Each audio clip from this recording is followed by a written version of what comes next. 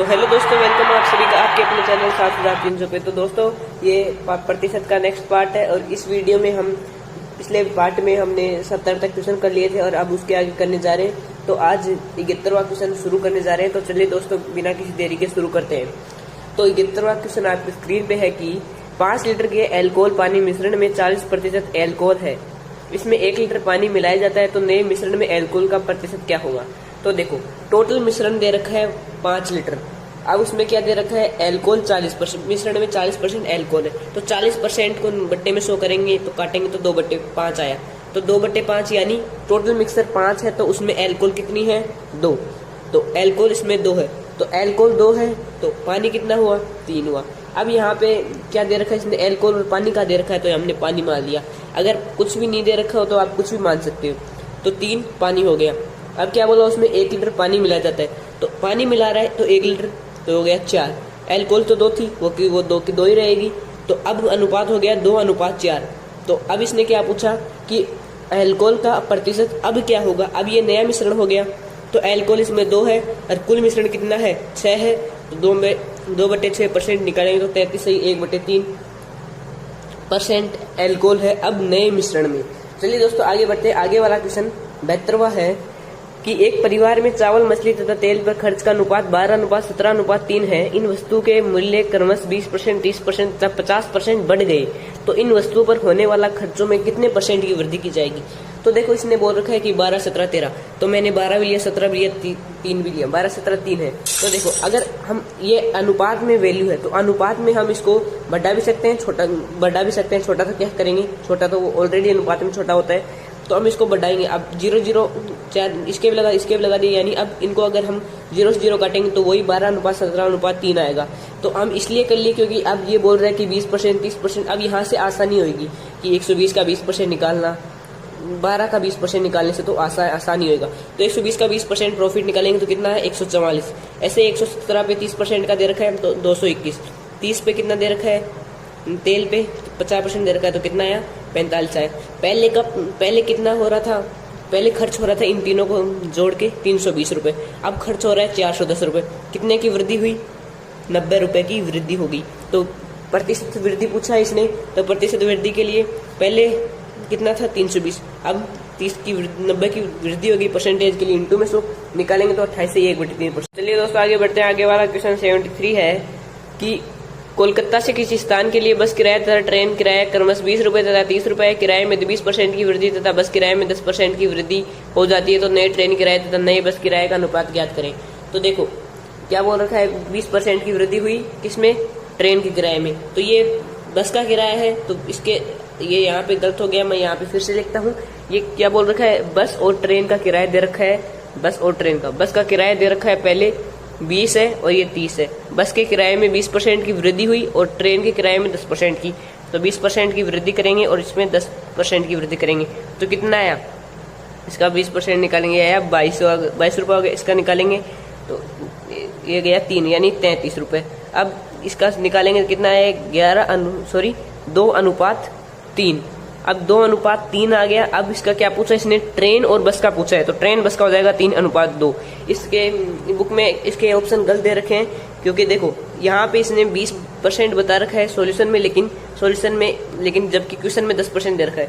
चलिए दोस्तों आगे बढ़ते हैं। आगे नेक्स्ट क्वेश्चन पे बढ़ते हैं। नेक्स्ट क्वेश्चन 75 है कि एक गांव की जनसंख्या 9,800 थी। एक वर्ष में पुरुषों की संख्या 8% तथा महिलाओं की संख्या 5% की वृद्धि होती है तो गांव में की जनसंख्या 10,458 हो रही है। तो वृद्धि से पूर्व गांव में पुरुषों की संख्या क्या की है।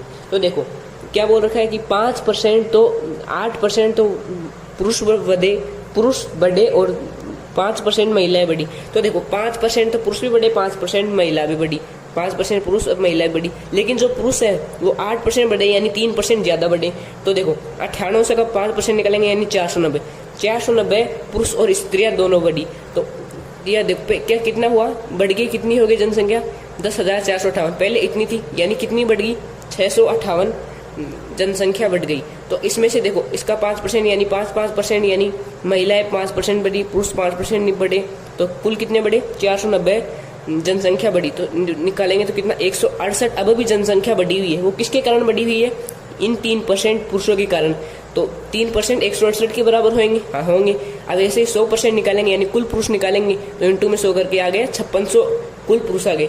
अब देखो ये पुरुष 5600 आ गए, पुरुष 5600 आ गए, 9800 थे तो महिलाएं कितनी आ गई 4200। तो इसने क्या पूछा था, इसने पूछा था कि गांव में पुरुषों की संख्या वृद्धि से पूर्व, तो वृद्धि से पूर्व तो 5600 ही थी। ठीक है दोस्तों आगे बढ़ते हैं। तो दोस्तों आगे बढ़ते हैं, आगे वाला नेक्स्ट 76 क्वेश्चन है कि व्यंजक एक्स वाई स्क्वायर में दोनों चरों x तथा y के मान में 20% की कमी हो जाती है, तो इस कारण व्यंजक का मान कितना % कम हो जाएगा। तो देखो 20% की कमी हो रही है तो 20% का मान होता है 1/5। तो 5 अगर ओरिजिनल वैल्यू है तो उसमें से 1 कम हो रहा है। ठीक है, तो अब हम देखो एक्स वाई स्क्वायर को हम लिख सकते हैं एक्स वाई स्क्वायर यानी y को 2 बार। ठीक है, तो इनिशियल देखो ओरिजिनल 5 था, इनिशियल यानी आरंभिक 5 था, फाइनल यानी बाद का, तो 1 कम यानी 4 था। ऐसे ही y की ऐसे 2 बार y है तो 2 बार। तो इनिशियल होता है X square, X Y square का इनिशियल होता है 125, लेकिन वो कितना रह रहा है 64 हो रहा है कमी के कारण। तो कितनी कमी हुई 61 की कमी हुई। 61 की कमी हुई 125 पे परसेंटेज के लिए 100 लगाएंगे आ जाएगा 48.8% व्यंजक के मान में कमी हो जाएगी। तो चलिए दोस्तों इसी के साथ नेक्स्ट क्वेश्चन बढ़ते हैं। नेक्स्ट क्वेश्चन 77 है कि ए तथा बी दो बिंदु है जिनके बीच की दूरी 5 सेमी तथा ए बी पर एक बिंदु सी है तथा ए सी की लंबाई 3 है। ए सी की लंबाई 6% बढ़ा दी जाए तो सी बी की लंबाई कितनी % घटा दी जाए। तो ये कहने का इसका मतलब ये है कि जो एक ए बी लाइन है उसमें से सी एक बीच में पॉइंट है, तो ए और सी की मध्य की दूरी 3 है, तो इसकी 3 है और कुल की 5, तो इसकी 2 हो जाएगी। ठीक है, अब बाद में क्या दे रखा है कि 6% की वृद्धि हो जाएगी ए सी में। तो जो लाइन है ए सी तो उसमें 6% की वृद्धि हो गई। तो देखो लाइन ए सी कितनी थी 3, तो 3 का 6% निकालेंगे यानी 0.18 सेंटीमीटर का इंक्रीजमेंट हो गया। तो इधर इतना देखो इतना है, ये देखो यहाँ पे था, इसको यहाँ पे बढ़ाएंगे तो इसमें जितना बढ़ा उससे इसमें इतना कम करना पड़ेगा तभी तो इसके बराबर होएगा। हाँ तभी होएगा। देखो यहाँ पे था तो यहाँ से यहाँ पे कुछ वृद्धि हुई, तो कुछ वृद्धि हुई तब यहाँ से तो यहाँ से 18.18 की तो यहाँ पे बढ़ा, तो यहाँ पे बढ़ा तो ये वाला तो कम हुआ ना, तो इतना ही ये कम हो गया। इसी प्रकार 18 सेंटीमीटर की 0.18 सेंटीमीटर की जो कमी हुई है वो 0.18 सेंटीमीटर की जो इधर ए सी में वृद्धि हुई है वो जो ए बी जो बी सी है उसमें इतने की कमी करनी पड़ेगी। ये बी सी है इसमें 0.18 सेंटीमीटर की कमी करनी पड़ेगी तो वो बराबर हो जाएगा। तो कितना डिक्रीज 0.18, सेम लाइन कितनी है वो 2 मीटर है, तो परसेंटेज के लिए 100 निकालेंगे तो 9% हमको कम डिक्रीजमेंट करना पड़ेगा, यानी उसको उसके ऊपर कमी करनी पड़ेगी। आगे बढ़ते हैं, आगे वाला क्वेश्चन 78 है कि 1 घंटा 45 मिनट एक दिन का कितना प्रतिशत है। 1 घंटा 45 मिनट एक दिन का कितना % है। 1 आवर 45 मिनट को हम लिख सकते हैं 105 मिनट। अब दे रखा है कि एक दिन का कितना % है। एक दिन का x% 105 मिनट है, इक्वेशन के हिसाब से यही होगा। ठीक है, तो एक दिन का यानी 24 इंटू में 60, मिनट में चेंज करेंगे तो इंटू में x बट्टे में 100% उठाएंगे बराबर में 105। तो यहाँ से x की वैल्यू आ जाएगी 7.291% के बराबर होएगा। यहाँ पे आप सोल्व भी कर सकते हो, मैंने कर दिया है। अब 79 में बढ़ते हैं। 79 क्वेश्चन है 65 ग्राम 2 किलो का कितना प्रतिशत है। 65 ग्राम 2 किलो का, तो 2 किलो का x% 65 ग्राम है। हाँ है। अब देखो 2 किलो को हम लिख सकते हैं 2000 ग्राम इंटू में 100, 1 किलो का मान होता है 1000 ग्राम, तो 2 किलो का 2000 ग्राम, इसका % आएंगे बट्टे में 100 बराबर 65 ग्राम के। तो x की वैल्यू यहाँ से आ जाएगी 13/4% x की वैल्यू आ जाएगी। चलिए दोस्तों आगे बढ़ते हैं। आगे वाला क्वेश्चन 80 है कि 1% का आधा दशमलव में किस प्रकार लिखा जाएगा। तो 1% का आधा दशमलव 1 का हाफ बोला है, इन डेसिमल में पूछा है। ठीक है, 1% का आधा कितना होता है 0.5% होता है। परसेंट हटाएंगे बट्टे में 100 लगेगा, इसको 100 हटाएंगे तो 1 0 लगेगा, तो कितना हो गया बट्टे में 1000 हो गया। अब यहाँ पे पॉइंट हट गया 1000 हो गया, तो अब 3 0 छोड़ के 1000 है, तो 1 2 3 0 लगा के 0.005 इसका आंसर हो जाएगा। चलिए दोस्तों आगे बढ़ते हैं। आगे 81 क्वेश्चन है कि किसी वस्तु पर शुल्क उसके वर्तमान मूल्य का 40% कम कर दिया जाता है, तो इसकी खपत कितने % बढ़ाई जाएगी ताकि उसके प्राप्त आय पूर्ववत रहे यानी बराबर रहे। तो देखो शुल्क 40% कम कर दिया, यानी पहले शुल्क अगर 100 थी तो अब 40% कम कर दिया गया यानी 60 हो गई।